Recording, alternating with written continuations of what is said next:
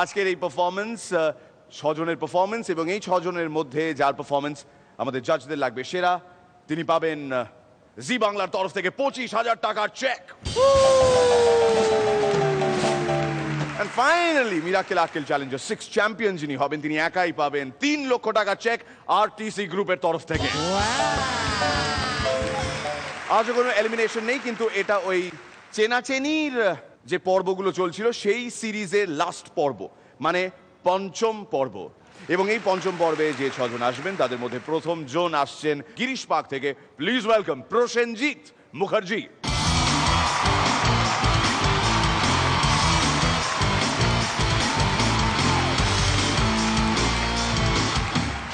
অভিনেতাদের যদি অভিনেতারা পুরস্কার দেয় তখন তাকে কি বলে? কি বলে?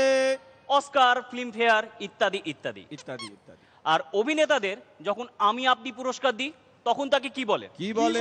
লোকসভা, বিধানসভা, পঞ্চায়েত ইত্যাদি ইত্যাদি। জগা পাগলা আমাদের পাড়ার ইন্টেলেকচুয়াল ভিখিরি, ল্যাপটপ নিয়ে ভিক্ষে করে।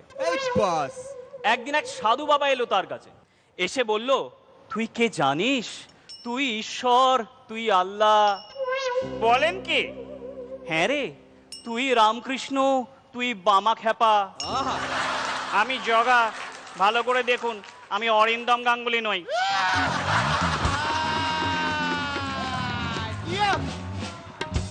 আমি মদ খাই না। এই তো সেদিন অফিস থেকে বাড়িতে এলাম, এসে দেখলাম মা টিভি দেখছে, বউ রান্না করছে, সৌরভ গাঙ্গুলি ফটো ফ্রেমে। 10 মিনিটের জন্য রিফ্রেশ হয়ে এলাম, এসে দেখলাম মা টিভি দেখছে, সৌরভ গাঙ্গুলি রান্না করছে, বউ ফটো ফ্রেমে। আমি মদ খাই না। মুচোদার সরকারি চাকরির খুব শখ, নিজের তো হলো না, তাই ছেলের জন্য দরবার করতে গেছেন দমকলের প্রাক্তন অফিসার শেখর জেঠুর কাছে। শেখর জেঠু বললেন, এই চাকরি এত সস্তা নয়, অনেক কিছু প্র্যাকটিস করতে হয়। এই ধরো, যেমন ঘরের এক কোণে আগুন জ্বালিয়ে মই আর দড়িবে, তত্তর করে উঠবে আর নামবে। সরু লম্বা বেটে খাটের তলা দিয়ে হামাগুড়ি দিয়ে বেরিয়ে যাবে। একটা ছোট্ট জায়গা দিয়ে টুক করে এগিয়ে আবার পিছিয়ে আসবে, দূর থেকে ছুটে আসবে, লাফিয়ে একটা টেবিল পার হয়ে যাবে। এইগুলো প্র্যাকটিস করো, 6 মাস পরে আমার কাছে এসো, আমি একটা ব্যবস্থা করে দেবো। 1 বছর পরে কুঁচোদার সাথে শেখর জেঠু রাস্তায় দেখা। শেখর জেঠু বললেন, কিরে তোর ছেলের কিছু হিললে হলো? হ্যাঁ হ্যাঁ, ও তো ড্যান্স বাংলা ডান্সে চান্স পেয়ে গেছে।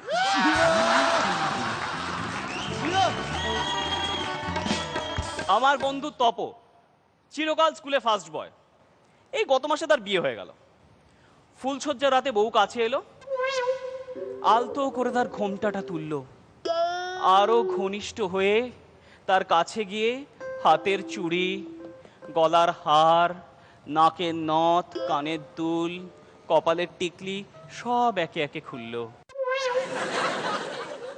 তারপর তাকে জড়িয়ে ধরে বলল, এসো না, আজ এই মধুর রাতে আমরা দুজনে মিলে ভালোবাসার 108টা উপায় মুখস্থ করে ফেলি। পার্কে ছেলে মেয়ে প্রেম করছে, পাশেই বসে আছে বয়স্ক দাদু, ঝিমোচ্ছে। ছেলেটা হঠাৎ মেয়েটাকে বলল, এই একটা চুমু খাই। খাই না প্লিজ। কি যে করছো, দাদু দেখে নেবে না? আরে না না, দাদু তো ঘুমোচ্ছে। দাঁড়াও, দাদুর একটা দাড়ি ছেড়ে নিচ্ছি। টং। একটু পরে আবার একই আবদার, একই বাহানা, আবার দাদুর টং।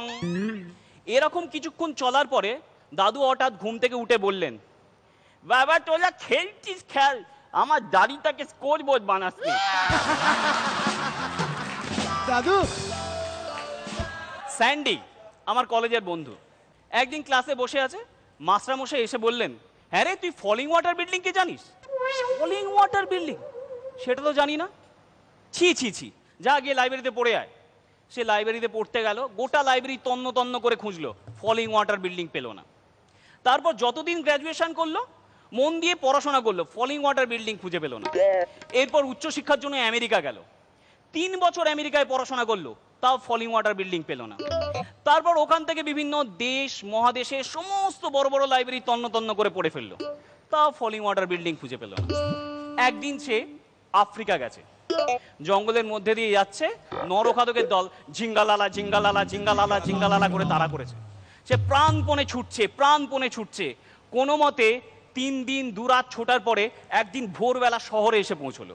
শহরে এসে রাস্তা পার হবে এমন সময় একটা ট্রাক এসে পিষে দিয়ে চলে গেল। এই পুরো ঘটনা থেকে আপনি কি শিক্ষা পেলেন? রাস্তা দেখে পার হওয়া উচিত। আমাদের পাড়ার পানুদা দাম্পত্য জীবনে সুখ নেই, তাই মনোবিদ ডাক্তারবাবুর পরামর্শে রোজ রাত্রিরে শুতে যাওয়ার আগে 10 মিনিট পাশের ঘরে কাটান। দাম্পত্য জীবনে কিছুদিন পর সুখ ফিরে এলো। বৌদির খুব কৌতূহল। একদিন কৌতূহলী বৌদি দরজায় কান পেতে শুনছেন, পানুদা নিজেকে উৎসাহিত করছেন আর বলছেন, এটা আমার বউ না, এটা আমার বউ না, এটা আমার বউ না।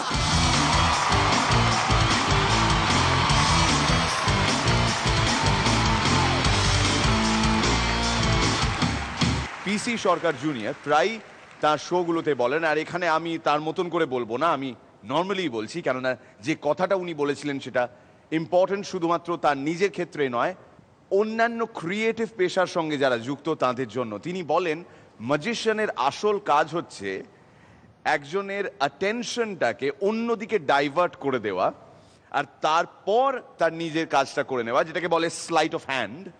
এবং তারপর মানুষ যেটা দেখছে সেটা দেখে ভাবছে, বাহ, এটা কি করে হলো, চমৎকার ম্যাজিক, দারুণ ম্যাজিক, কিন্তু অ্যাকচুয়ালি এর পেছনে 100% সায়েন্স কাজ করে। এটা তার ক্রেডিট যে তিনি আমাদের অ্যাটেনশনটাকে অন্যদিকে ডাইভার্ট করে দিয়েছিলেন। একটু আগে ওই জল পড়া বাড়ির যে জোকটা ছিল, যে গ্যাগটা ছিল, সেইটা এই পার্টিকুলার ক্রিয়েটিভ স্টাইলের ক্লাসিক এক্সাম্পল কমেডির ফিল্ডে। Highly impressed. পরান্দা দারুণ, একদম শেষে গিয়ে ওই জন্য দেখতে পাই, আমার ইচ্ছে রইল। শ্রীলেখা খুব খুব ভালো, প্রত্যেকটা জোক সমান উপভোগ্য ছিল। আর আপনি খুব গুছিয়ে তাড়াহুড়ো না করে সময় নিয়ে you have completed everything and you are kind of confident again. Material ভালো ছিল, সেইটা একটা কনফিডেন্স ছিল। You very good, come on.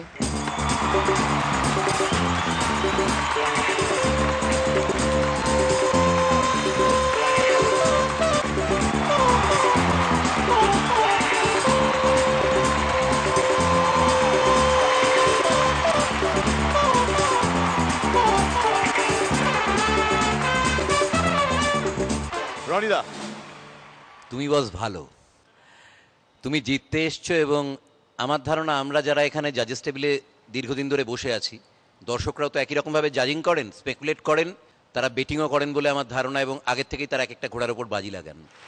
প্যারিসে তোমার সাথে ইন্ট্রোডাকশন হলো, তুমি কলকাতা বিমানবন্দরে নামতে পারবে না, তুমি অলরেডি স্টার। চলে এসো।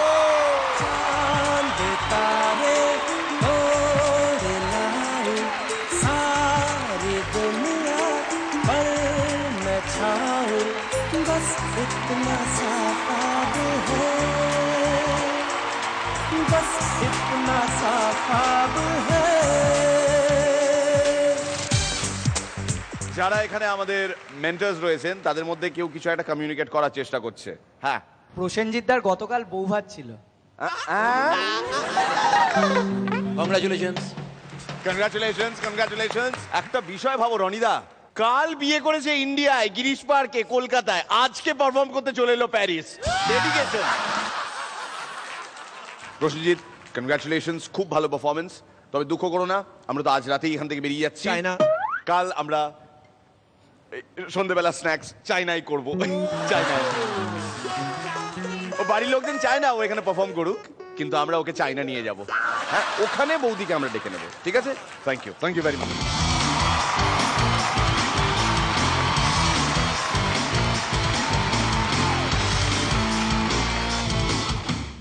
মিরাক্কেলে আমরা বিভিন্ন রকমের ফেজ দেখেছি। একটা ফেজ এমনও দেখেছি যেখানে সবাই স্ট্যান্ড আপ কমেডির ওপর জোর দিচ্ছেন, মানে যেখানে তুখোর ওয়ান লাইনার্স 30 সেকেন্ডসের মধ্যে চরিত্র পাল্টে যাচ্ছে। এবং সেটা আমরা সৌরভের ক্ষেত্রে দেখেছি, রাজীবের ক্ষেত্রেও দেখেছি, যে কোনো একটা পার্টিকুলার গল্প নয়, হ্যাঁ একটা ক্যারেক্টার, যেমন সৌরভের বৌদি, সেইটার মাধ্যমে আলাদা আলাদা আলাদা আলাদা সিচুয়েশনস ক্রিয়েট করে ফাস্ট চেঞ্জিং জোকস অ্যান্ড অ্যানেকডোটস, 30 সেকেন্ডসের মধ্যে জোক শেষ, আবার নেক্সটটাতে চলে গেলাম। আবার এটাও দেখেছি যেখানে একটা পার্টিকুলার গল্প বিল্ড করা হলো বা একটা পারফরমেন্স যা সুতো এক, যেমন প্যারোডি, এটা আমরা আগে দেখেছি এই শোয়ে। দুটোর ফর্মেরই সমান রকমের অ্যাপ্রিসিয়েশন রয়েছে, দর্শক রয়েছেন, কিন্তু কোনটা কাকে স্যুট করে এটা বোঝা খুব ইম্পর্ট্যান্ট, এবং আমি কোনটাতে এক্সেল করব এটা জেনে নেওয়া এবং শুরু থেকে জেনে নেওয়া খুব ইম্পর্ট্যান্ট, খুব দরকারি। জাজরা রয়েছেন, তারা হেল্প করবেন আমাদের।